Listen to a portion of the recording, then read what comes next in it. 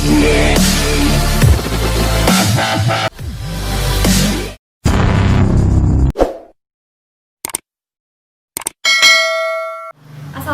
warahmatullahi wabarakatuh. Perkenalkan, nama saya Halimah. Saya sebagai moderator. Di sini saya akan memandu acara tentang penyuluhan PHBS, perilaku hidup bersih dan sehat di dalam rumah tangga. Jadi di sini ada 3 sesi. Sesi yang pertama adalah penyampaian materi. Sesi yang kedua adalah sesi tanya jawab dan feedback. Sesi yang ketiga adalah sesi penutup. Kepada pemateri saya persilahkan. Nama saya Muhammad Fajri Amin. Saya berasal dari Divisi Promosi Kesehatan. Saya di sini akan menjelaskan terkait edukasi dari PHBS atau perilaku hidup bersih dan sehat di rumah tangga. Baik, di sini saya akan menjelaskan terkait edukasi dari PHBS atau perilaku hidup bersih dan sehat di rumah tangga. PHBS sendiri yaitu merupakan suatu upaya pemberdayaan para anggota rumah tangga melaksanakan perilaku hidup bersih dan sehat serta berperan aktif dalam gerakan kesehatan di masyarakat. Tujuan dari PHBS sendiri yaitu untuk mencapai rumah tangga yang sehat.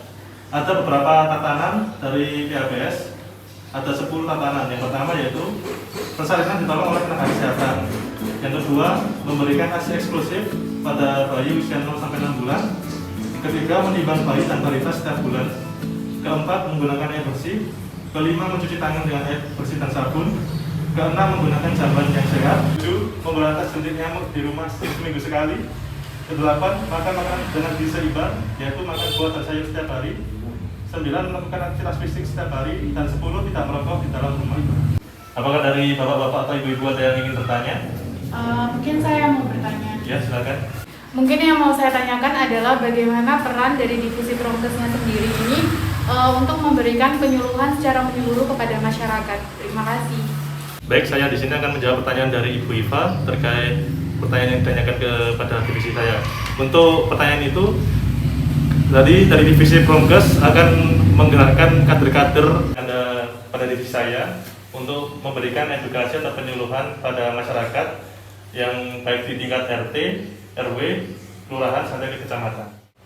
Semoga yang saya sampaikan bermanfaat untuk bapak-bapak dan ibu-ibu, dan semoga apa yang saya berikan dapat diimplementasikan sehingga rumah tangga dari bapak-bapak dan ibu-ibu termasuk dalam rumah tangga yang sehat. Selebihnya saya kembalikan ke moderator. Terima kasih kepada Bapak Fajri untuk waktunya. Lalu sekarang kita akan beranjak ke penyuluhan yang kedua dari divisi kefarmasian dan laboratorium yang akan disampaikan oleh Ibu Ifdatul Iva dan Bapak Zainal Saputra. Untuk waktu dan tempat saya persilahkan. Perkenalkan, nama saya Ifdatul Iva dan partner saya Zainal Saputra. Kami dari divisi farmasi dan laboratorium. Karena kami dari divisi farmasi dan laboratorium, kami di sini akan menjelaskan tentang jenis-jenis obat. Di sini yang pertama, obat itu terbagi menjadi 9 jenis obat. Dan yang pertama itu adalah tablet atau kapsul pil. Biasanya bapak sama ibu pasti sering mengkonsumsi itu ya. Terus yang kedua itu tablet kunyah. Kalau untuk tablet kunyah ini, jadi tidak boleh ditelan dulu. Sesuai dengan namanya, obat ini harus dikunyah dulu dengan baik atau hancur baru ditelan. Dan yang ketiga adalah tablet hisap. Ini biasanya mungkin untuk penderita kayak asma itu menggunakan hisap ini, Bu. Terus selanjutnya adalah tablet salut. Jenis ini adalah tablet yang dilapisi dengan 1 atau lebih lapisan yang terbuat dari bahan tertentu untuk tujuan khusus. Yang selanjutnya adalah sirup, suspensi atau emulsi. Ini biasanya dikonsumsi biasanya untuk anak-anak balita ya. Biasanya menggunakan obat sirup ini. Terus sirup kering. Biasanya sirup kering ini sama seperti sirup berbentuk cair, namun obat ini mulanya berbentuk serbuk kering yang harus dilarutkan terlebih dahulu dengan air putih sampai batas tanda yang ada di dalam botol sirup. Jadi harus dilarutkan dulu ya Bu, Pak. Untuk yang selanjutnya adalah tablet effervescent. Sama dengan serbuk sirup kering yang harus dilarutkan dalam air terlebih dahulu, tablet ini juga harus dilarutkan terlebih dahulu. Masukkan tablet ke dalam setengah sampai 1 gelas air putih atau sesuai petunjuk yang sudah dianjurkan oleh dokter. Yang selanjutnya adalah tablet bukal, yaitu tablet yang digunakan dengan cara diletakkan di antara pipi atau gusi. Sebelum mengkonsumsinya, Anda disarankan berkumur dengan sedikit air untuk melembabkan mulut yang kering. Dan yang terakhir adalah tablet sublingual.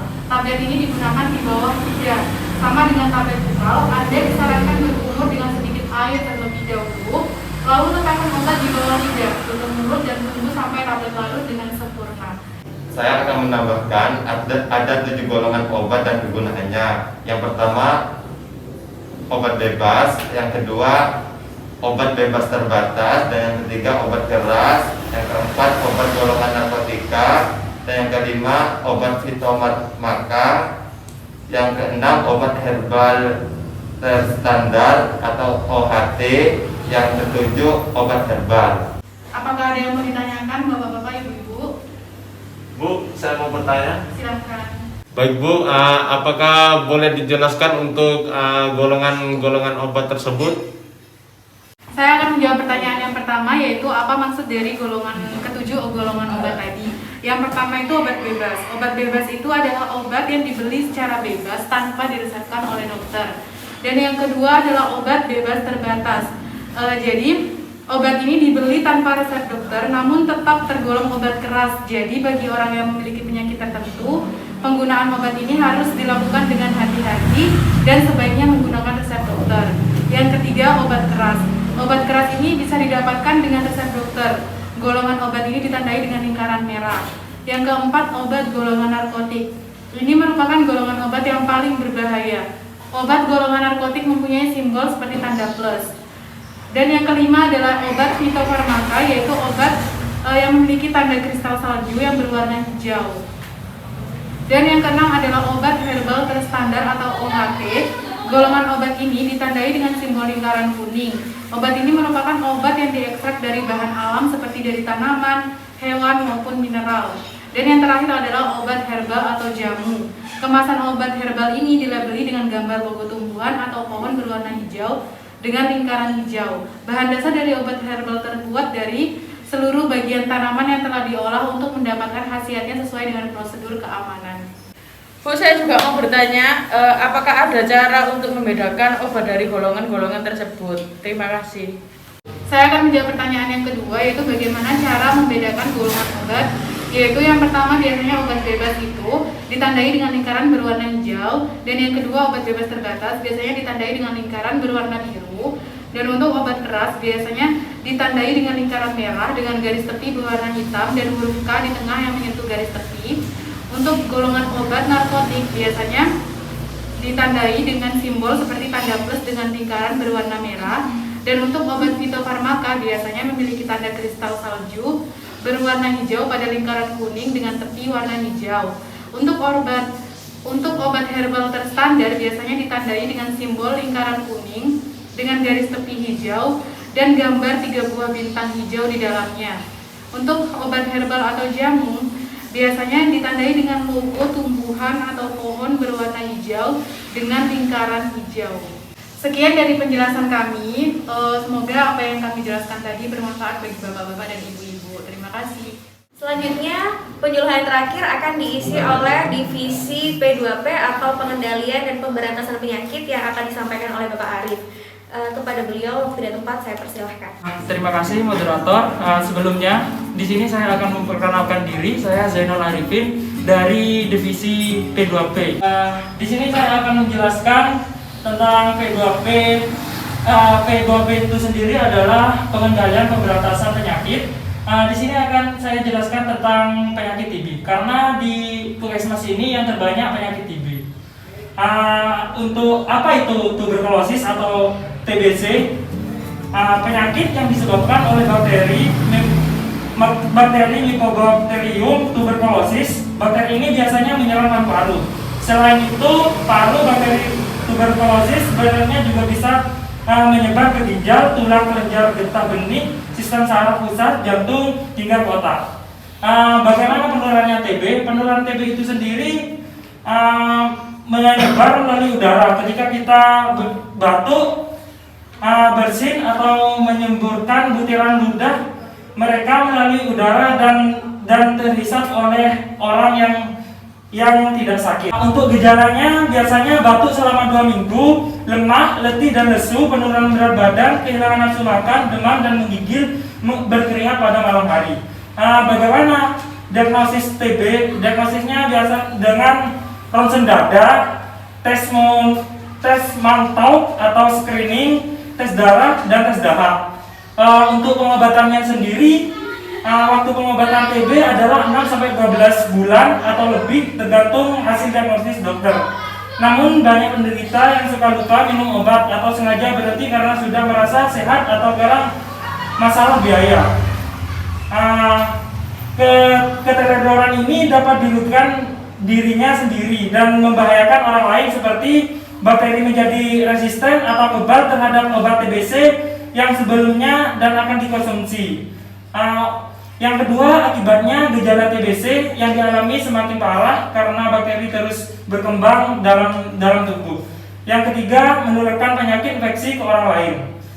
Orang yang berisiko tertular TB yaitu orang dengan sistem kekebalan tubuhnya lemah, terus orang yang mengalami malnutrisi atau kekurangan gizi. Yang ketiga, perokok atau pecandu narkoba. Dan yang keempat, orang yang sering berhubungan dengan penghidap aktif TBC, misalnya petugas medis atau keluarga penginap.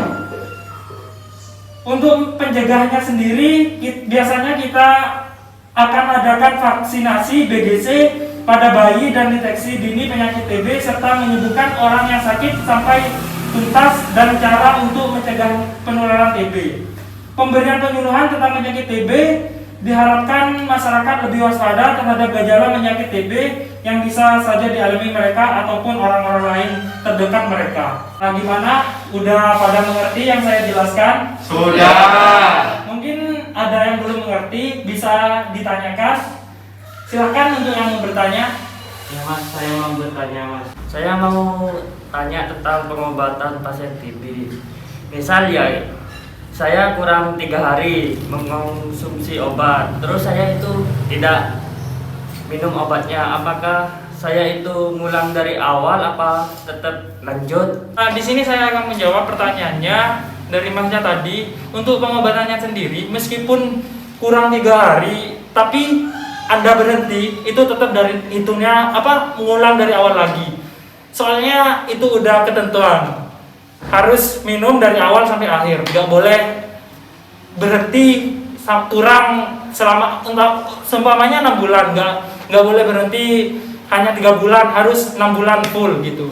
Baik, terima kasih untuk para audien udah mendengarkan yang saya jelaskan.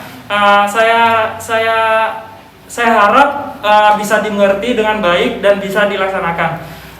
Untuk selanjutnya saya kembalikan ke moderator.